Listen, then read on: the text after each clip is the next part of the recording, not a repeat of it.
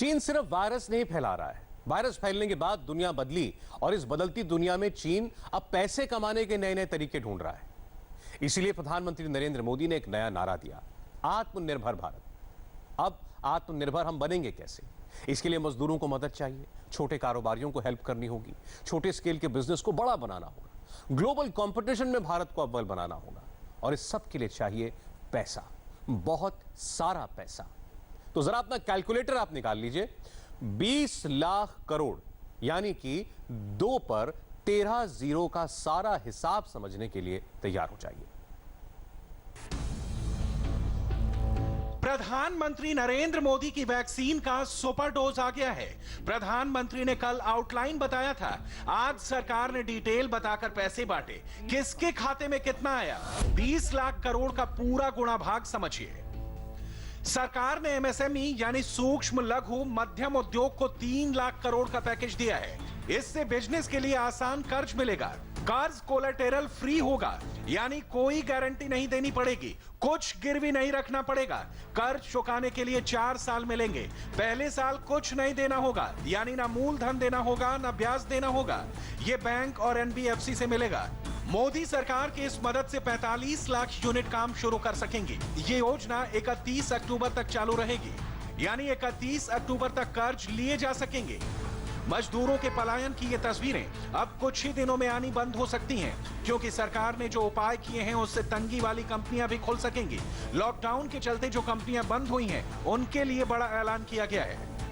सरकार ने 2 लाख छोटी कंपनियों के लिए बड़ी मदद की है। 20,000 करोड़ का सब ऑर्डिनेट फंड बनाया है। बैलेंस शीट खराब हो तो भी कर्ज मिलेगा। इससे बंद पड़ी कंपनियां खुल सकेंगी। छोटी कंपनियां बड़े पैमाने पर रोजगार देती हैं। शहरों से मजदूरों का पलायन रुक सकेगा। प्रधानमंत्री ने लोकल के लिए वोकल बनने का नारा दिया है। आत्मनिर्भर भारत की ओर अगला कदम बढ़ाते हुए सरकार छोटे कारोबारियों को बड़ा बनाएगी। 5,000 करोड़ का फंड ऑफ फंड बनाया गया है। इससे ग्रोथ पोटेंशियल वाली कंपनियों को मदद होगी। 10,000 करोड़ का मदर फंड होगा। मदर फंड के साथ डॉटर फंड होंगे।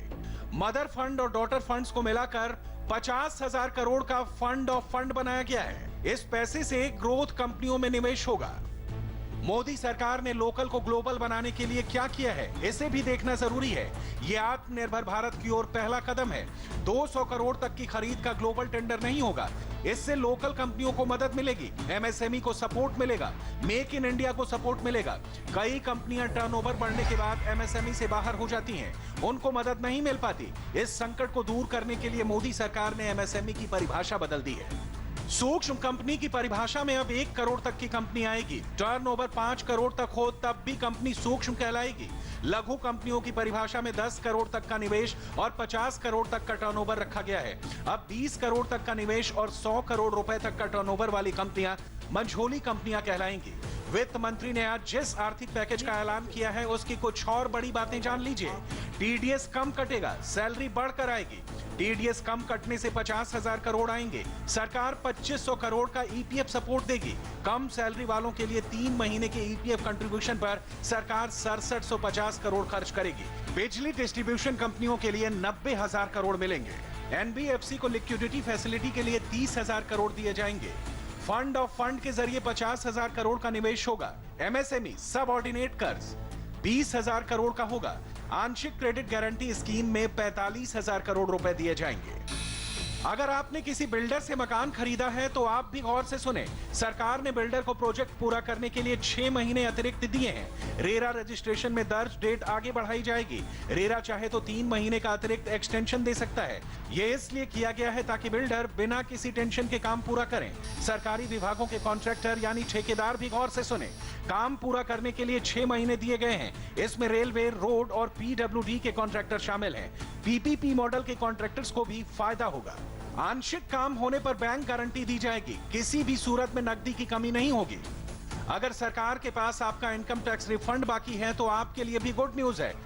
5 लाख तक का रिफंड तुरंत मिलेगा। 14 लाख टैक्स पेयर्स को फायदा होगा। सरकार 18,000 करोड़ का रिफंड देगी। स्पेशल रिफंड ड्राइव चलेगा। सरकार ने 15,000 करोड़ का इमरजेंसी हेल्थ रिस्पॉन्स पैकेज भी दिया है।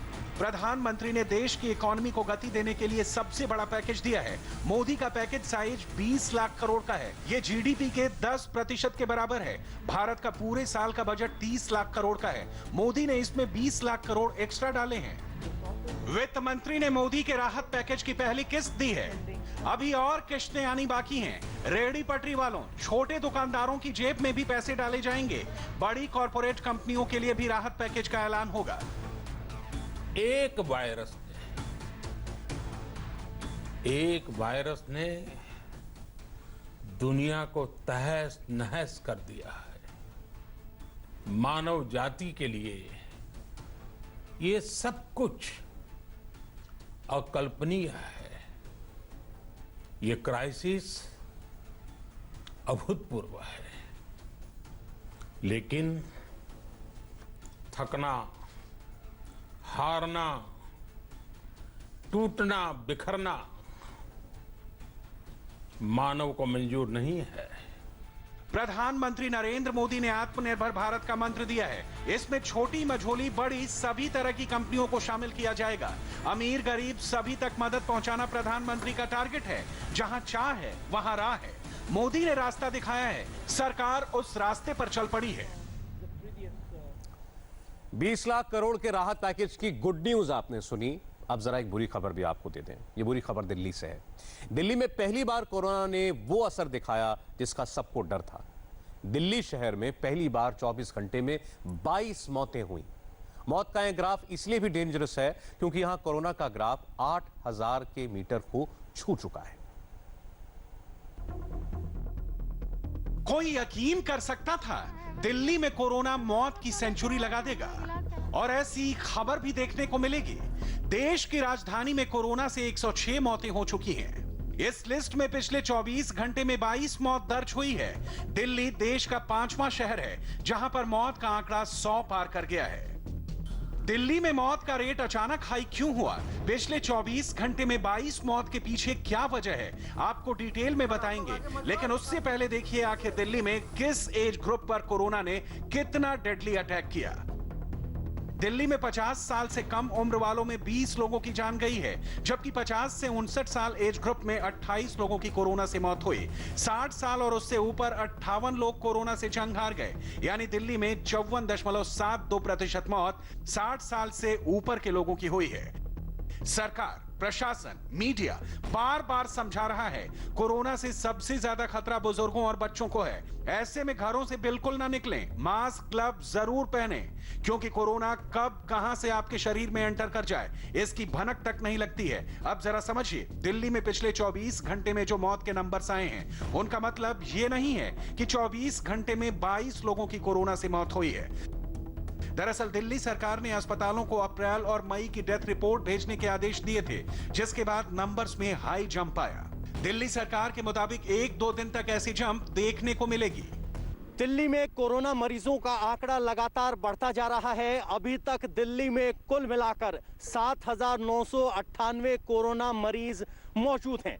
इतना ही नहीं, पिछले 24 घंटे में 359 नए मरीज पाए गए हैं। इसके अलावा कोरोना की वजह से मरने वालों की संख्या 106 पर जा पहुंची है। कोरोना अभी भी दिल्ली में चुनौती बना हुआ है। 359 नए मामलों का एक दिन में आना अभी भी चिंता का विषय है। दिल्ली में सतर्क, सावधान रहने की सख्त जरूरत है। दिल्ली में कौन से इलाके में कितना खतरा है, कहां पर जाना खतरनाक है, इस लिस्ट को अच्छी तरह से याद कर लीजिए।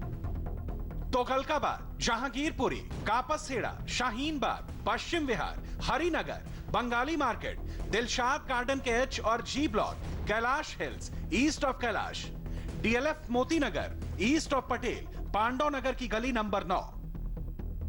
इन इलाकों में रहने वाले लोगों को सबसे ज्यादा प्रिकॉशन लेने की जरूरत है। लेकिन हमारी टीम इन इलाकों में पहुंची, वहां की ग्राउंड रिपोर्ट देखी तो यकीन मानिए सच्चाई हमारी सोच से काफी अलग है। दिल्ली का जहांगीरपुरी इलाका, जो कि शहर का सबसे बड़ा कंटेनमेंट जोन है, और अब तक यहाँ पर 100 से ज्यादा केसेस कोरोना के सामने आ चुके हैं। लेकिन फिर भी यहाँ की तस्वीर बेहद हैरान करने वाली है।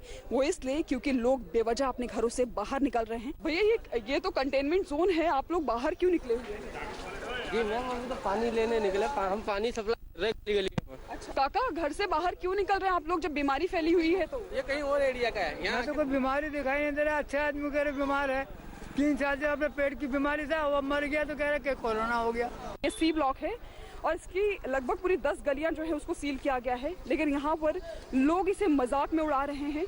देखिए, आपको ये तस्वीर देखकर ये अंदाजा आप नहीं लगा सकते कि ये कोरोना ग्रसित इलाका है जहाँ पर शहर के सबसे ज्यादा जो केसेस हैं वो पाए गए हैं। कंटेनमेंट जोन है। आप लोग घर से बाहर क्यों निकल रहे हैं? जा रहे, घर पे ही जा रहे हैं। घर कहाँ है आपका? अंदर ही है। तो आप लोग जो गली ब्लॉक की गई है क्यों निकल रहे हैं आप लोग उससे? हम जा रहे हैं अभी घर पे यार, रमजान महीना चल रहा, सामान लेने आए थे, बस ले लिया, घर जा रहे हैं। कोरोना को हराना है तो हर घर से हर किसी को इस जंग का हिस्सा बनना होगा, क्योंकि जितना आप सावधान रहेंगे उतना कोरोना आपसे दूर रहेगा। पिछले 12 दिनों में उत्तर कोरिया का तानाशाह किम जोंग उन सुपर एक्टिव नजर आ रहा है। 3 हफ्तों के बाद जब पहली बार वो दिखे तो फर्टिलाइजर फैक्ट्री में फीता काटते हुए दिखाई दिए। दूसरे दिन साउथ कोरिया से उत्तर कोरिया की सीमा पर झड़प हो गई और तीसरे दिन खबर आई कि उत्तरी कोरिया नया मिसाइल लॉन्च पैड तैयार कर रहा है। अब किम जोंग उन ने कोरोना महामारी के खिलाफ चीन की रणनीति का स्वागत किया। किम जोंग उन के दिमाग में आखिर क्या चल रहा है, जरा इस रिपोर्ट में समझिए।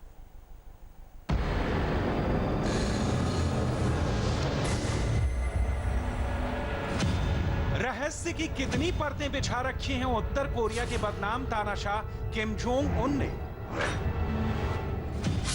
मार्शल किम जोंग उन ने दुनिया को भ्रमित करने के लिए कितने भंवरजाल रचे हैं, ये सवाल इसलिए कि किम जोंग उन की जो सबसे ताजा तरीन तस्वीर दुनिया के सामने आई है वो सोचने पर मजबूर करती है कि दगाबाजी की कितनी कलाओं में माहिर है किम जोंग उन। इसलिए हमने आज वो रिपोर्ट तैयार की है जो किम जोंग के सारे नए पैतरों की पर्दादारी का राजफाश करेगा, क्योंकि ब्रेन डेड और हम शक्ल की तमाम खबरों के बीच जब किम जोंग उन लौटा है तो पहले से भी ज्यादा रहस्यमयी बन गया है। लेकिन 3 हफ्ते तक अंतर्ध्यान होने के बाद किम जोंग उन की जो नई स्ट्रेटजी सामने आ रही है उसमें 3 बातें बिल्कुल साफ दिखती हैं। न्यूक्लियर ताकत बढ़ाना, चीन से रिश्ते और मजबूत करना, इकोनॉमी दुरुस्त करना, और तीनों का मकसद सिर्फ एक है, दुनिया के सबसे ताकतवर मुल्क अमेरिका को चुनौती देना। 1 मई को किम जोंग उन अचानक 20 दिन बाद दुनिया के सामने आया और वो भी एक खाद फैक्ट्री के उद्घाटन समारोह में। सवाल उठना लाजमी था कि सनकी तानाशाह जो 15 अप्रैल को अपने दादा की जयंती और उत्तर कोरिया के स्थापना दिवस समारोह से भी दूर रहा, वो अज्ञातवास के 20 दिनों बाद वापस आता है तो सीधे एक फर्टिलाइजर की फैक्ट्री का उद्घाटन करने। आखिर इस फैक्ट्री में ऐसा क्या है जो किम अचानक वहां जा पहुंचा? इस फैक्ट्री की अहमियत क्या है? क्या यह फैक्ट्री किम के लिए कोरिया के स्थापना दिवस से ज्यादा अहम है? यह फैक्ट्री उत्तर कोरिया के दक्षिण पूर्वी इलाके सुनचियान में है। हालांकि इस फैक्ट्री का नाम फर्टिलाइजर फैक्ट्री है, लेकिन अमेरिका और दक्षिण कोरिया की खुफिया एजेंसियों के मुताबिक इस फैक्ट्री की असलियत कुछ और है। इस फैक्ट्री में खाद के नाम पर तबाही का सामान तैयार होता है और इसलिए किम जोंग उन के लिए यह फैक्ट्री बेहद अहम है। मैगजीन न्यूज वीक की एक रिपोर्ट के मुताबिक इस फैक्ट्री में फर्टिलाइजर नहीं बल्कि यूरेनियम निकालने का कारखाना है। इस कारखाने में फास्फोरस एसिड से यूरेनियम निकालने का काम होता है। उसी यूरेनियम का इस्तेमाल किम अब परमाणु बम बनाने में करेगा। खाद बनाने के नाम पर इस तरह किम दुनिया को इस फैक्ट्री की असलियत को लेकर आसानी से बेवकूफ बना सकता है। उत्तर कोरिया के पास फिलहाल 20 से भी ज्यादा परमाणु बम है। वो जब तब परमाणु बमों का परीक्षण कर दुनिया को चौंकाता रहता है। कहते हैं कि किम के पास अभी भी यूरेनियम का इतना जखीरा है कि वो आने वाले वक्त में आसानी से कई और परमाणु बम बना सकता है। यानी जब पूरी दुनिया कोरोना वायरस के खिलाफ जंग में लगी है, तब किम जोंग उन परमाणु बमों के अपने जखाने की कोशिश में जुटा है। बमों की होड़ के चलते वो और ज्यादा बम बनाने की कोशिश में लगा है, जिसके लिए उसे और यूरेनियम की जरूरत है। अमेरिकी प्रतिबंधों की वजह से सीधे तौर पर वो यूरेनियम हासिल कर नहीं सकता, लिहाजा यूरेनियम हासिल करने का उसने दूसरा तरीका ढूंढ निकाला है और वो है ये फैक्ट्री।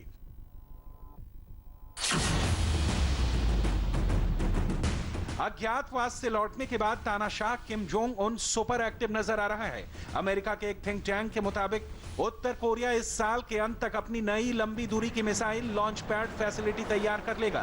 प्योंगयांग एयरपोर्ट के पास इसके लिए जगह तय है। एक रिपोर्ट के मुताबिक सैटेलाइट तस्वीरों में एक नई फैसिलिटी दिखाई दी है और अंदाजा लगाया जा रहा है कि यहां उत्तर कोरिया अपना बैलिस्टिक मिसाइल प्रोग्राम आगे लेकर जाएगा। अमेरिका के centre for strategic and international studies यानी CSIS के मुताबिक कमर्शियल सैटेलाइट इमेज में एक अंडरग्राउंड स्ट्रक्चर के पास ये फैसिलिटी दिखी है। माना जा रहा है कि यहाँ ऐसी बैलिस्टिक मिसाइलें तैयार की जाएंगी जो अमेरिका तक वार कर सकें। ये फैसिलिटी 2016 से निर्माणाधीन है और इसमें बड़े रेल टर्मिनल हैं, आपस में जुड़ी हुई बिल्डिंग है।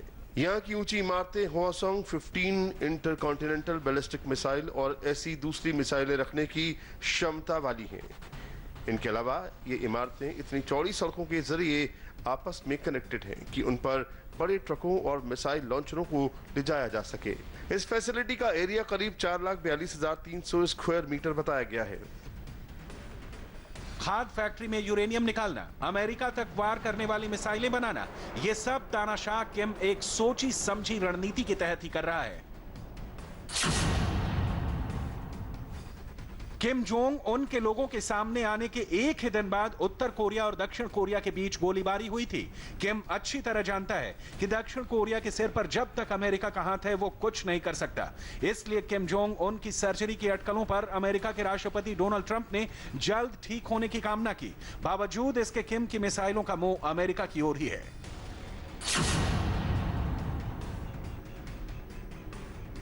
किम भले ही दुनिया के लोकतांत्रिक देशों को फूटी आंखों नहीं सुहाता हो, लेकिन उसके ज़हन में यह बात बिल्कुल साफ है कि चीन जैसे देश से दोस्ती उसकी अमेरिका के खिलाफ लड़ाई को मजबूत ही नहीं बेहद मजबूत बनाएगी। यही वजह है कि उसकी सर्जरी की अटकलें गरमाई तो खबर यह भी आई कि बीजिंग से ही डॉक्टरों की टीम किम के इलाज के लिए प्योंगयांग पहुंची थी और किम जोंग उन ने स्वस्थ होते ही इसका बदला चुकाया कि कोरोना को लेकर चीन के खिलाफ खड़े अमेरिका को जवाब देते हुए किम ने चीन की तारीफ की।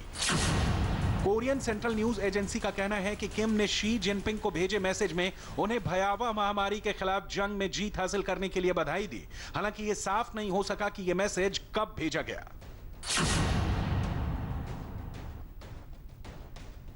अमेरिका के खिलाफ उत्तर कोरिया की चीन से गजब की ट्यूनिंग है। दोनों का कॉमन एनिमी अमेरिका है और यही वजह है कि जहां कोरोना फैलाने के लिए चीन पूरी दुनिया में जब बदनामी झेल रहा है तो किम जोंग उन चीन के कसीदे पढ़ रहा है, क्योंकि उत्तर कोरिया का 90% व्यापार चीन के साथ ही होता है। जानकारों के मुताबिक चीन में कोरोना वायरस का प्रभाव कम हो रहा है। ऐसे में उत्तर कोरिया चीन से लगी अपनी सीमा को खोल सकता है ताकि व्यापार फिर से शुरू हो सके। उत्तर कोरिया ने कोरोना महामारी के शुरुआती चरण में ही चीन से लगी सीमा को बंद कर दिया था। जाहिर है किम जोंग उन जो चक्रव्यूह रच रहा है उसमें उसकी न्यूक्लियर ताकत, चीन का साथ और उत्तर कोरिया की आर्थिक मजबूती तीनों की जरूरत है। लेकिन ये इतना आसान नहीं है, क्योंकि माना तो ये जा रहा है कि 3 हफ्ते तक किम जोंग उन जैसा सनकी तानाशाह दुनिया की नजरों से अचानक यूं ही गायब नहीं हो गया था। इसमें जरूर उसकी कोई बड़ी चाल होगी, लेकिन दुनिया इसका सच शायद ही कभी जान पाए, क्योंकि उत्तर कोरिया में मीडिया किम की उंगलियों पर चलती है। उत्तर कोरिया में न खाता न बही, जो किम जोंग उन कहे वही सही होता है। लेकिन एक सवाल जिसका जवाब पूरी दुनिया जानना चाहती है वो ये कि किम जोंग उन क्या वाकई किसी बीमारी से जूझ रहा है, और अगर ऐसा है तो उसे कुछ होता है तो उत्तर कोरिया की गद्दी कौन संभालेगा। किम जोंग उन की जिंदगी में 3 महिलाओं की बहुत अहम भूमिका है, पत्नी, बहन और वो। किम की बहन को तो उनका उत्तराधिकारी ही कहा जाता है, जबकि उनकी पत्नी सार्वजनिक जीवन से दूरी बनाकर रखती हैं। इस बीच किम के जीवन में एक मिस्ट्री गर्ल की भी चर्चा की जा रही है, जो तानाशाह किम की जिंदगी में बेहद खास रोल निभा रही है।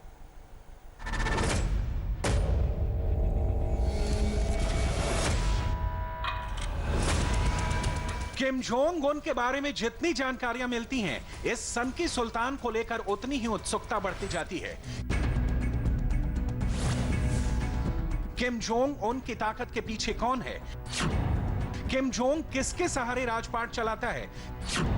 किम जोंग उन किन लोगों को अपने सबसे करीब रखता है? ये वो सवाल हैं जिनका जवाब पूरी दुनिया जानना चाहती है। लिहाजा हम किम जोंग उन की जिंदगी के उन पन्नों को पलटते हैं जिसके बारे में लोगों को बहुत कम जानकारी है। 38 साल के किम जोंग उन के निजी जीवन में 3 ताकतवर और खूबसूरत महिलाओं का खास दखल है। किम Yo Jong, Ri Sol Ju, Yon Song Wol.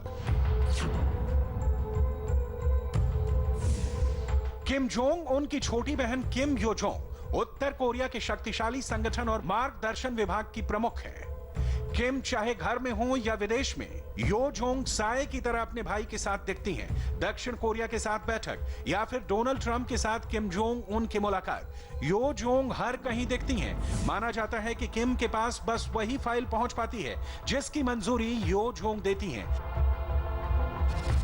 Kim Jong Un की मौत की जब अफवाहें उड़ी तो कई मीडिया रिपोर्ट्स में जोंग के ही उत्तर कोरिया की गद्दी संभालने की खबरें आई।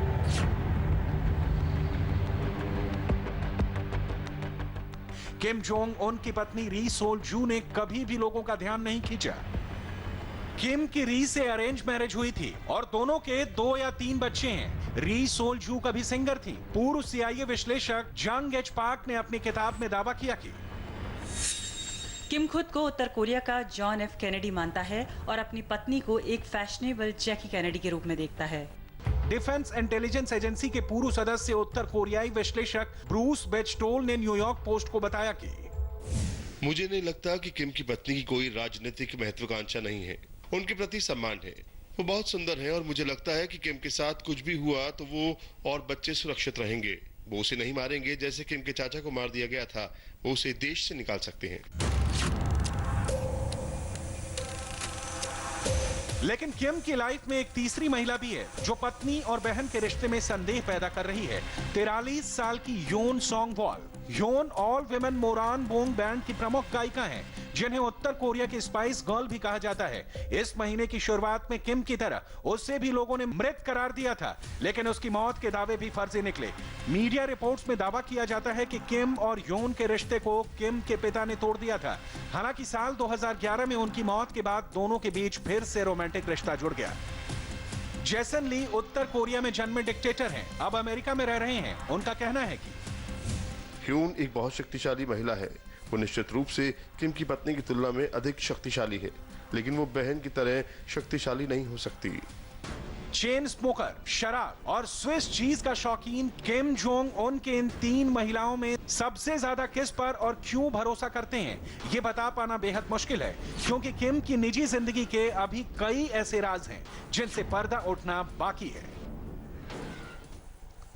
थोड़ी देर पहले हमने आपको दिल्ली की एक तस्वीर दिखाई थी और अभी महाराष्ट्र से कोरोना के नए नंबर आए हैं। तो महाराष्ट्र से 2 बड़ी खबरें आपका इंतजार कर रही हैं एक ब्रेक के बाद।